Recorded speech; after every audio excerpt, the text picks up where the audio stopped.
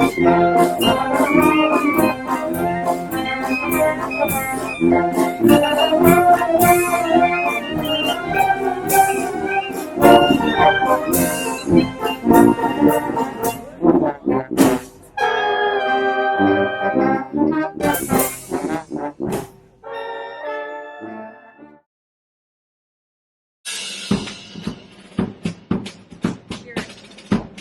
the Clock Tower Fortress, where the city has stored all these wonderful chairs and tables and so forth that we use for this event.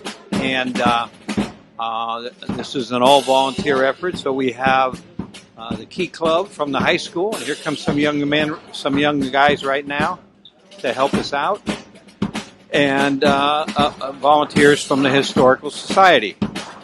So we're going to load about 200 to 250 chairs and take them on down to the Arsenal Cemetery and set them up and be ready for tomorrow morning. My name is Kathy Vanier, and I've been maintaining the cemetery for 31 years. I love the military, respect them. My husband was in the military for 40 years, and I just love it down here. I want it to be like somebody's backyard, just beautiful. Oh, I love the ceremony. Yeah, anything they do down here is wonderful. The 4th of July, Memorial Day, just having visitors come and see it. They didn't even know it was here for so many years. Lots of people that lived here for as many years as I have. I'm Jerry Hayes. Today I'm just a truck driver, but I am serving currently as the Vice President of the Benicia Historical Society. And the Society has sponsored this event now for well over 20 years, closer to 25 or 30 years. And it's one of our principal events that we sponsor each year to keep alive the history of Benicia, and particularly our history relative to the Army, the Arsenal, and this particular site, which is a very significant military cemetery on the West Coast. And one of our founding members of the society, Harry Wassman, kept this going and kept it alive pretty much on his own for many, many years. And in those days, we might have had 15 or 20 people who would show up each year.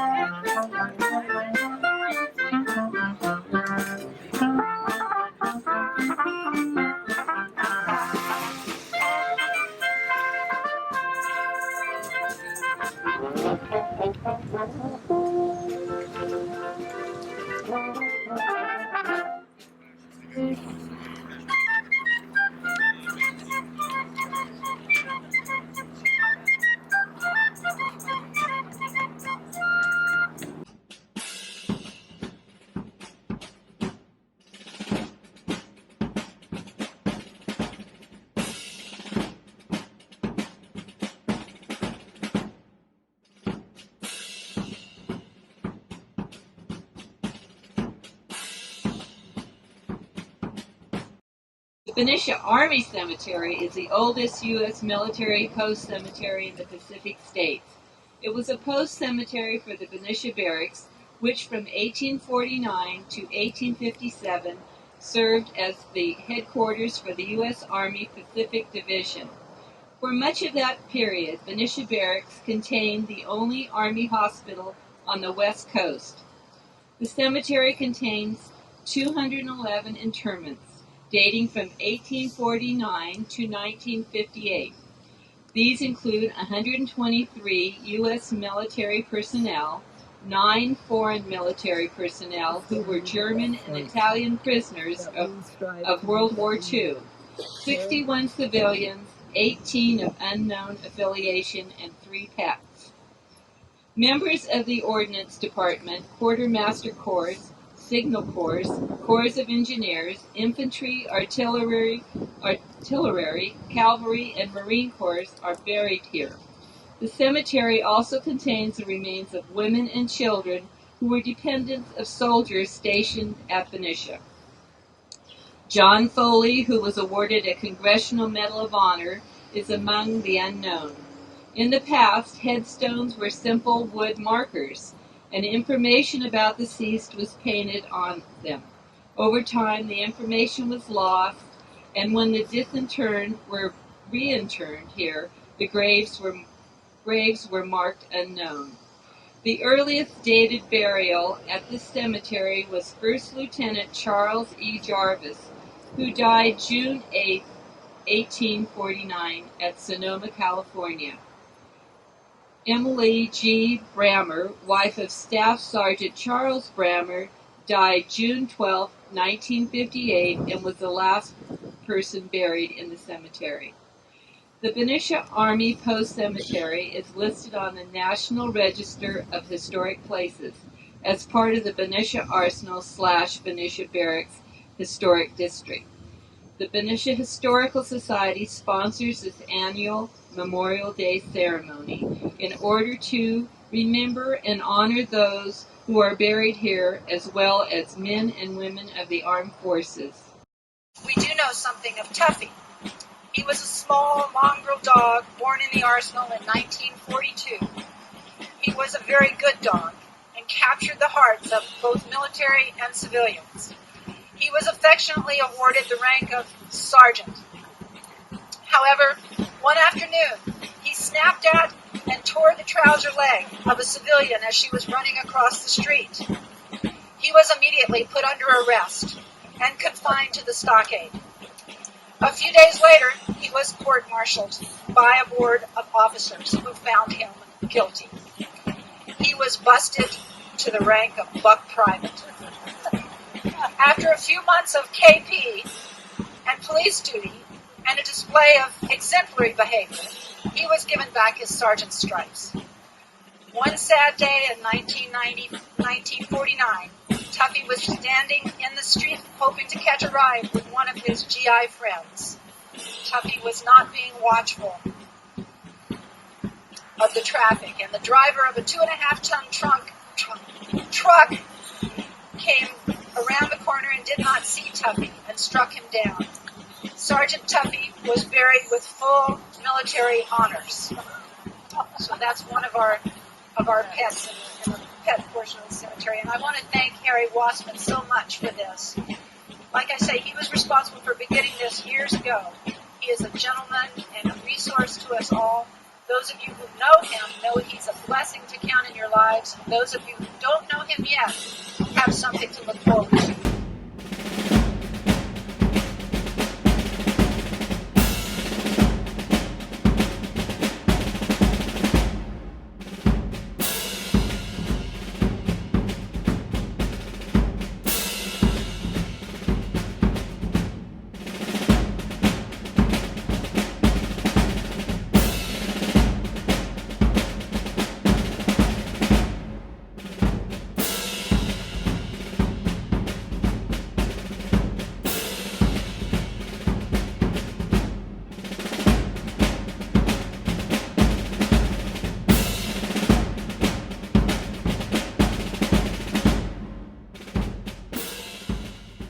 Blue pledge. I pledge allegiance to the flag of the United States of America and to the republic for which it stands, one nation, under God, indivisible, with liberty and justice for all. Memorial Day 2011. This Memorial Day is different for Benicians than it has been in the past. The 749th Combat Sustainment Support Battalion, headquartered here in Benicia, is currently deployed to a war zone in Iraq for the first time in its 63-year history. They are the first support battalion from the California National Guard to deploy to Iraq for Operation New Dawn. Today we want to extend a special thank you and a special prayer for the families and the men and women of the 749th. May they all be kept out of harm's way and reunited with their families soon. Our troops, both living and dead, have their faith and beliefs rooted in the many religions of the world. Some statistics show that there are 19 major religions, but in reality, there are literally thousands. Over the years, the military, like society in general, has become much more religiously diverse. The military has put forth a great deal of effort to facilitate the religious needs of all service members and to respect the rights of non-believers. What is the best way to include prayers for each and every faith that our troops believe in? I think the best way is for each one of us to offer our prayers and gratitudes in our own faith and beliefs for everything our troops have sacrificed for each one of us and our country. We will now have a minute of silence during which everyone can offer their prayers and gratitudes in their own way. Let us bow our heads in prayer. First, a poem by a favorite poet of mine, Constantine Kafafi. The poem is called Voices. Ideal and dearly beloved voices of those who are dead or of those who are lost to us like the dead. Sometimes they speak to us in dreams. Sometimes in thought, the mind hears them. And for a moment, with their echo, other echoes return from the first poetry of our lives, like music that extinguishes the far-off night.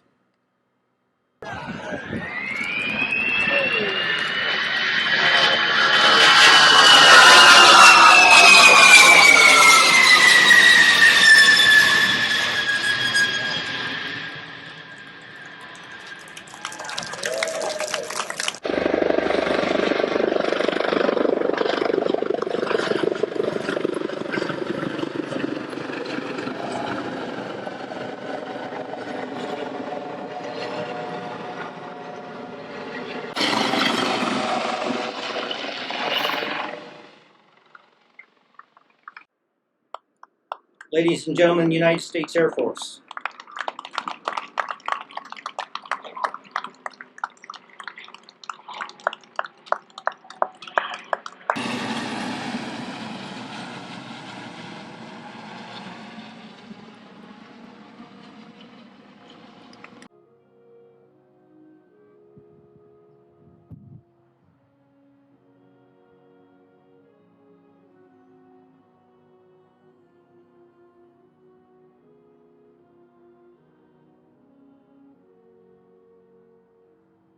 It's a genuine privilege for me to be here today honoring those who have given their last full measure of devotion to protect and defend what we consider to be the cornerstone of what this great nation was founded upon, and that is the right to be free.